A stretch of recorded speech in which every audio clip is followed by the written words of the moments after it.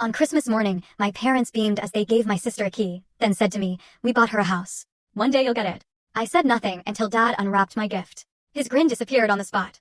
Can you imagine sitting there on Christmas morning, watching your sister literally get handed the keys to a brand new house, a lavish gift, while you, the one who actually saved your family home from foreclosure, were completely ignored?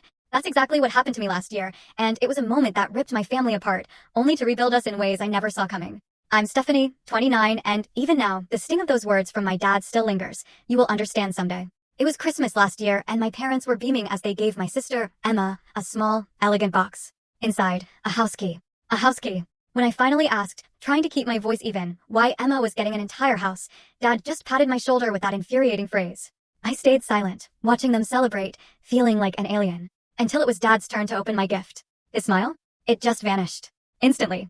Growing up in our suburban Boston home, the dynamic between Emma and me was always complicated. We're only 2 years apart, but in our parents' eyes, we might as well have been from different planets. Emma, the artistic free spirit, with her flowing auburn hair and paint-stained fingers, was always the apple of their eye. Even well into her 30s, constantly struggling financially, they never stopped praising her creative spirit, defending every one of her choices. Then there was me, Stephanie, the practical one. I was always good at school, earned a scholarship to Northeastern, and built a successful career as a financial analyst in downtown Boston. By 29, I had a comfortable apartment overlooking the harbor, a healthy investment portfolio, and the stability my parents always preached about. But somehow, it never seemed to matter when I achieved it.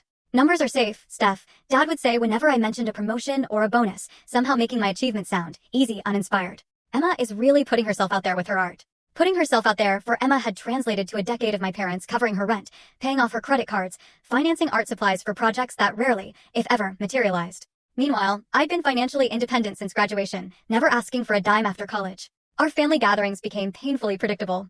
Emma would arrive late, usually with some crisis, a gallery that fell through, a boyfriend who just didn't understand her vision. My parents would instantly rally around her, offering solutions, money, endless emotional support.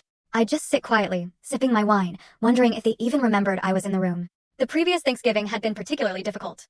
I'd just closed a major account at work, securing my position during company-wide layoffs, and earning a substantial year-end bonus. I barely got a few words out when Mom just cut me off.